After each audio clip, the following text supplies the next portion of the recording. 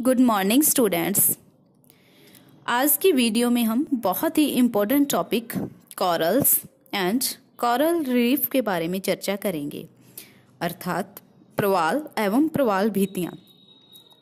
प्रवाल क्या होते हैं, इनका निर्माण कैसे होता है, इनके लिए आवश्यक दशाएं कौन कौन सी हैं, जिन दशाओं में यह विकसित होते हैं और यह कितने प्रकार के होते हैं, इन सभी पर आज हम चर्चा करेंगे। सबसे पहले अगर हम बात करें प्रवाल भित्तियों के सामान्य परिचय की, तो यह एक अंत्य सागरीय रूपों में प्रवाल भित्तियां तथा एटॉल अपना अलग ही महत्व रखते हैं। इनका निर्माण जो देखें तो यह सागरीय जीव मूंगा या फिर कॉरल पॉलिप के अस्थि पंजरों के समेकन और संयोजन के द्वारा होता है। सागर में एक जीव पाया जाता है जिसको मूंगा के नाम से जानते हैं, तो उसके जो अस्थि पंजर होते हैं उसके समेकन और संयोजन द्वारा इसका निर्माण होता है। और अगर हम देखें कि यह मेन जो कॉरल है, यह इनके लिए जो आवश्यक महासागर है या फिर कटिबंध है, तो वह क्या है, उष्ण कटिबंधीय महासागर है। तो कॉरल उष्ण कटिबंधीय महासागरों में पाए जाते हैं। और अगर इनके निर्वाह की बात करें तो यह चूने का निर्वाह करते हैं। एक स्थान पर असंख्यक मूंगे एक साथ समूह में रहते हैं और यह अपने चारों ओर चूने की एक खोल बनाते रहते हैं। जब कोई मूंगा मर जाता है तो उसकी खोल के ऊपर कोई दूसरा मूंगा अपना खोल बनाने लग जाता है और इसी क्रिया के कारण एक लंबे समय के अंदर एक विस्तृत भित्ति बन जाती है। समझ रहे हो ना कि आप क्या कह रहे हैं, कि जैसे मान लो कोई एक मूंगा मर गया, फिर इसके ऊपर दूसरा, फिर तीसरा, ऐसे कर करके एक के ऊपर एक, जब ये मूंगा जीव मर जाते हैं तो एक के ऊपर एक जमा होते रहते हैं। तो इस प्रकार से ये जो एक भित्ति बन जाती है, इसको क्या नाम दिया जाता है, प्रवाल भित्ति कहा जाता है। और प्रवाल भित्ति का निर्माण देखिए तो 25 डिग्री उत्तरी से 25 डिग्री दक्षिणी अक्षांश के मध्य किसी द्वीप या तट के सहारे या यथोचित गहराई पर अंतः सागरीय चबूतरों पर होता है। प्रवाल जो है यह क्या है, जल के बाहर जीवित नहीं रह सकता, तो इसके लिए आवश्यक है जल। ठीक है। और इसके अलावा अगर देखें तो ये प्रवाल भित्ति सदैव या तो सागर तल के नीचे या फिर सागर तल में पाई जाती है। तो ये तो प्रवाल भित्ति का बताया है कि प्रवाल भित्ति होती क्या है।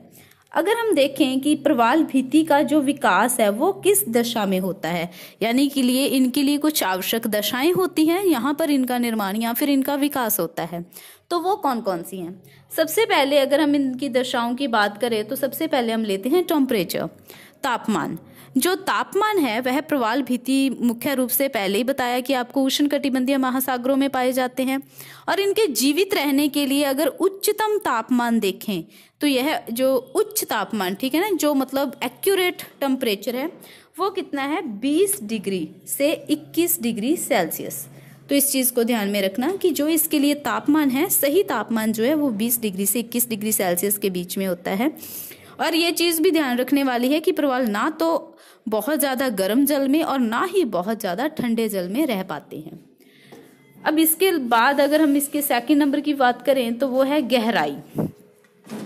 गहराई जो है वो प्रवालों के लिए कम गहराई ही आवश्यक होती है। सामान्यतः अगर हम देखें फिट की बात करते हैं तो यह 200 से 250 फीट। ठीक है, इस चीज़ को देखना कि 200 से 250 फीट। अगर मीटर की बात करेंगे तो 60 मीटर से लेकर 77 मीटर के बीच की जो गहराई होती है वहां पर क्या है, प्रवाल मर जाते हैं। क्योंकि वहां पर प्रवाल तो मुख्य रूप से पाए जाते हैं, लेकिन अगर इनसे अधिक गहराई होती है तो वहां पर प्रवाल क्या हो जाते हैं, मर जाते हैं। तो वहां पर जो प्रवाल है वो मर क्यों जाते हैं, क्योंकि इससे अधिक गहराई पर जो सूर्य का प्रकाश है वह प्रविष्ट नहीं हो पाता है और इसके लिए जो मेन ऑक्सीजन है वह भी नहीं मिल पाती है। तो इसलिए अगर हम देखें आवश्यक रूप से जो प्रवालों का विकास है वह क्या है, कम गहराई में ही हो रहा है। 200 से 250 फीट या फिर 60 से 77 मीटर के बीच की गहराई में यह अधिक विकसित होते हैं। तो इसके बाद अगर हम नेक्स्ट बात करें तो वह है स्वच्छ जल। जल की बात करते हैं तो प्रवालों के विकास के लिए जो स्वच्छ जल है वह होना चाहिए। स्वच्छ जल यानी कि अवसाद मुक्त होना चाहिए, क्योंकि अवसादों के कारण जो प्रवालों का मुख है वह बंद हो जाता है और वह क्या हो जाते हैं, मर जाते हैं। तो ये चीज़ ध्यान रखने वाली है कि जिस अगर कहीं पे अवसाद का जल के साथ मिश्रण नियमित रूप से होता है तो वहां प्रवाल का विकास हो सकता है। ठीक है ना, कि अगर मान लो कि कहीं कोई जल है जिसमें अवसाद नियमित रूप से क्या होता रहता है, मिश्रित होता रहता है, तो वहां पर तो प्रवाल बन सकते हैं क्योंकि वो जल के साथ मिश्रण हो रहा है उसका। लेकिन अगर पूर्णतः अवसाद वाला होगा तो वहां पर प्रवालों का विकास नहीं होगा। और अगर देखें जो जल गंदा होता है तो वहां पर भी प्रवाल क्या है, मर जाते हैं। इसके बाद अगर हम चर्चा करें नेक्स्ट पॉइंट की, तो वह है सागरीय लवणता। सैलिनिटी जो है वह अत्यधिक सागरीय लवणता प्रवालों के विकास के लिए हानिकारक होती है क्योंकि इसमें चूने के कार्बोनेट की कमी होती है। और जबकि चूना जो है वो प्रवालों का मुख्य भोजन होता है। ठीक है ना, अधिक लवणता होगी तो वहां पर चूने के कार्बोनेट की कमी हो जाएगी। और अभी आपको बताया कि जो चूना है वो प्रवालों का मुख्य भोजन है। ठीक है, तो इसलिए क्या है कि ज्यादा लवणता जो है वो इनके लिए हानिकारक होती है। प्रवाल के समुचित विकास के लिए अगर हम औसत सागरीय लवणता की बात करते हैं तो इस चीज को ध्यान में रखना, 27। ये मैंने आपको जब लवणता टॉपिक करवाया हुआ है जो पिछली वीडियो में बना हुआ है, तो आप उसमें लवणता में देख सकते हो कि ये जो सिंबल है जैसे प्रतिशत लिखते हैं तो बस इसमें डिफरेंस है कि यहाँ पर 2 बिंदियां लग जाती हैं। तो इस जैसा जो सिंबल है ये लवणता को प्रदर्शित करने के लिए यूज किया जाता है। तो जो लवणता है वो 27 से लेकर 30 के बीच में होनी चाहिए। 27 से 30 के बीच जो सागरीय लवणता होगी वहां पर क्या है, प्रवालों का मुख्य रूप से विकास होता है। और इसके बाद अगर हम बात करते हैं सागरीय तरंगों और धाराओं की, तो जो सागरीय तरंगे और धाराएं हैं वो भी इसके लिए लाभदायक होती हैं क्योंकि इनके द्वारा प्रवालों के लिए भोजन आता है। ठीक है ना, जो ये खाने का भोजन है, अगर नई नई तरंगे जैसे मान लो आती हैं तो उनके साथ इनके लिए भोजन आ जाता है। और यही कारण होता है कि बंद सागरों में जो है वो प्रवाल कम पाए जाते हैं क्योंकि खुले सागरों में तो तरंगों के प्रवाह के धाराओं के कारण क्या है, वहां पर भोजन आता रहता है। लेकिन जो बंद सागर होते हैं तो वहां पर प्रवाल कम मिलते हैं। और एक बात जो मैंने अभी आपको बताई थी कि स्वच्छ जल इनके लिए लाभदायक होता है, लेकिन अगर पूर्ण रूप से स्वच्छ जल होता है तो वो इनके लिए हानिकारक होगा। पूर्णतः स्वच्छ जल नहीं होना चाहिए क्योंकि मुहाने के पास अगर जो नदियों का मुहाना होता है वहां पर अगर देखें तो वहां पर प्रवाल कम पाए जाते हैं। और वहीं अगर हम बात करते हैं इनमें लैगून में, तो ये लैगून में जीवित प्रवाल नहीं मिलते हैं, परंतु सागर की ओर इनका विकास तेजी से होता है। तरंगे तथा जो धाराएं होती हैं यह भी प्रवाल भित्तियों के आकार के निर्धारण में सहयोग करती हैं। ठीक है, तो इसके अलावा अगर देखिए तो जो गोलाकार प्रवाल भित्ति होती है उसका निर्माण भी इससे होता है, जबकि प्रवाल भित्ति और स्थल के बीच में अगर देखें गतिमान सागरीय भाग की तो इनका आकार बाहर की ओर निकली हुई लंबी लंबी शाखाओं के रूप में होता है। इसके बाद अगर हम बात करें नेक्स्ट की, तो वो है अंतःसागरीय चबूतरे। चबूतरों में देखें तो प्रवाल का जो विकास है वो अंतःसागरीय चबूतरों में आवश्यक होता है। इनके ऊपर प्रवाल अपना घरौंदा बनाते हैं। और इनमें देखें तो अंतःसागरीय चबूतरों की जो स्थिति है वो सागर तल के ऊपर 50 फैदम, ठीक है ना, फैदम में सागर की गहराई का नाप लिया जाता है। 50 फैदम, या इसको आप नॉर्मल लैंग्वेज में 300 फीट बोल सकते हैं, तक होनी चाहिए। तो इन चबूतरों का पर प्रवालों का विकास 2 रूपों से होता है। या तो प्रवाल क्या होते हैं, ऊपर की ओर बढ़ते जाते हैं तथा इनका विकास तब तक स्थगित होता है जबकि अगर हम देखें जो प्रवाल सागर है वो तल के ऊपर हो जाते हैं। और दूसरी ओर अगर हम देखें तो जो प्रवाल है वो बाहर की ओर विकसित होते हैं। तो यानी कि इनका 2 रूपों से विकास हो रहा है। एक तो ऊपर की ओर हो रहा है, ऊपर की ओर तब तक, इस चीज को भी मैंने बताया ना कि तब तक होता है जब तक कि वो क्या है, सागर तल के ऊपर हो जाते हैं। ठीक है, और इसके अलावा बाहर की ओर ये इसका विकास होता है। तो ये कुछ आवश्यक दशाएं थी जो क्या है, प्रवालों के विकास के लिए आवश्यक होती हैं, जिसमें हमने तापमान, गहराई, स्वच्छ जल, सागरीय लवणता, सागरीय तरंगे और धाराएं, अंतःसागरीय चबूतरे, इन सभी पर चर्चा की है। अब इसके बाद अगर हम देखें तो प्रवाल भित्तियों के प्रकारों की बात करते हैं। ये कितने प्रकार की होती हैं। नॉर्मल अगर लैंग्वेज में देखते हैं तो जो आकृति के आधार पर देखें तो इनको 3 भागों में बांटा जाता है, तटीय प्रवाल भित्ति, अवरोधक प्रवाल भित्ति और वलयाकार प्रवाल भित्ति। ठीक है, इस चीज को आप नोट कर लेना कि अगर आकार के आधार पर देखें तो प्रवाल 3 प्रकार के होते हैं। सबसे फर्स्ट नंबर है तटीय, सेकंड नंबर है अवरोधक और थर्ड नंबर है वलयाकार। जो वलयाकार होती है इसको एटॉल भी कहा जाता है। तो ये आकृति के आधार पर है। और इनके अलावा अगर देखें तो स्थिति के आधार पर, तो ये प्रवाल दो प्रकार के होते हैं।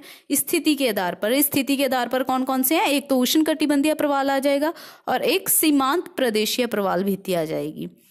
तो सबसे पहले हम बात करते हैं प्रवाल भित्तियों के प्रकारों में आकृति के आधार पर जो है। सबसे पहला प्रकार है तटीय प्रवाल। ये जो शेप बनाई गई है ये तटीय प्रवाल की बनाई गई है। पहले तो तटीय प्रवाल का अर्थ क्या होता है? फ्रिंजिंग रिफ जिसको बोल देते हैं, जो महाद्वीपीय किनारा होता है या फिर द्वीप का किनारा होता है, जो किनारे के साथ ही भित्ति का निर्माण होता है, तो उसको तटीय प्रवाल बोल देते हैं। जैसे मान लो कि इस डायग्राम में आप लोग देख रहे हो, ये स्थल का भाग है और ये सागर का भाग है। तो इन दोनों का स्थल और सागर का मिलन हो रहा है और इनके मिलन के साथ ही जिस जगह पर अगर कोई प्रवाल या फिर मूंगा जीव आके क्या है यहाँ पर इकट्ठा होने लग जाता है, तो जो तट के साथ ही एक भित्ति बन जाती है उसको क्या बोल देते हैं? तटीय प्रवाल भित्ति बोल देते हैं। तो इस चीज को ध्यान में रखना, सागर और स्थल के मिलन के साथ ही जिसने भित्ति का निर्माण होता है तो उसको तटीय प्रवाल भित्ति बोलते हैं। इसका जो सागरवर्ती भाग होता है वह खड़ा होता है, तेज ढाल वाला होता है, जबकि जो स्थल मुख का भाग होता है वह मंद ढाल वाला होता है। और ऊपरी सतह की बात करें तो यह असमतल उबड़ खाबड़ होती है, और जबकि बात करें स्थलीय भाग में तो यह सटी रहती है।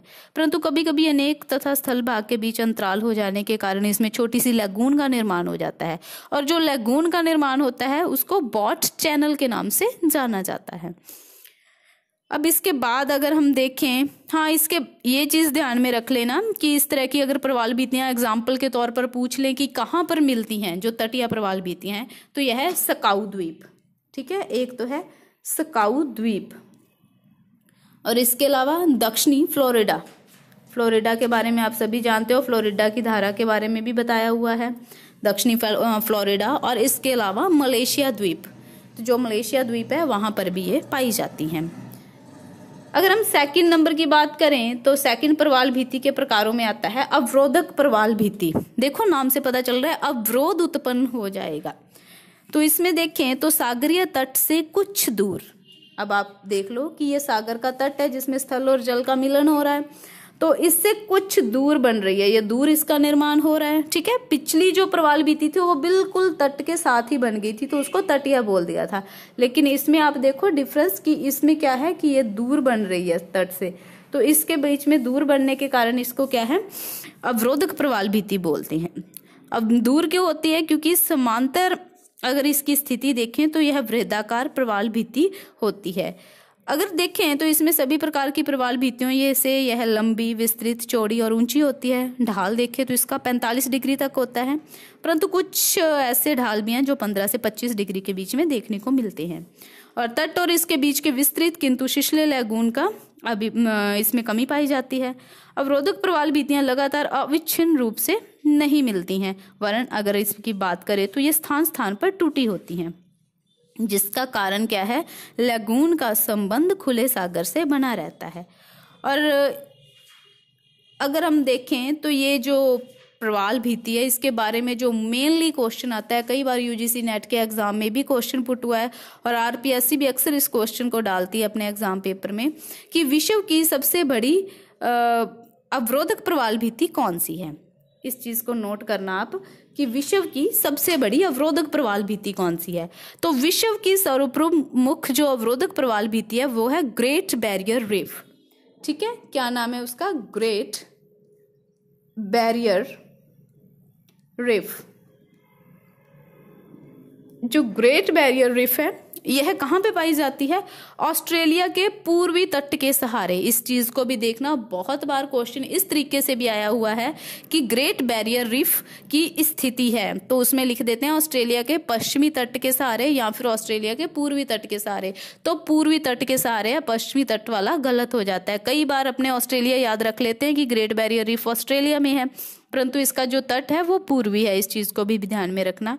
और उसके सहारे अगर हम अक्षांशों की बात करें तो 9 डिग्री से 22 डिग्री दक्षिणी अक्षांश के मध्य 1200 मील की लंबाई में पाई जाती है। 1200 मील यानी कि 1920 किलोमीटर। ठीक है, 1920 किलोमीटर में यह पाई जाती है। और इसका उत्तरी सिरा जो है वो 80 मील तथा दक्षिणी सिरा 7 मील दूर है। और अगर इसमें देखें तो जगह जगह पर ये प्रवाल भित्तियाँ टूटी हैं, जिसका मेन कारण क्या है, लैगून का संबंध खुले प्रशांत महासागर से हो जाता है। तो अवरोधक प्रवाल भित्ति यानी कि अवरोध है इसमें भी तट से ये दूर निर्मित हो रही है। और विश्व की सबसे बड़ी अवरोधक प्रवाल भित्ति ग्रेट बैरियर रीफ है, जिसकी स्थिति है ऑस्ट्रेलिया के पूर्वी तट के सहारे। तो ये चीज मेन जो है आपने नोट करनी है। इसके बाद अगर हम बात करते हैं थर्ड प्रकार के प्रवाल भित्ति के प्रकार की, तो वो है एटॉल।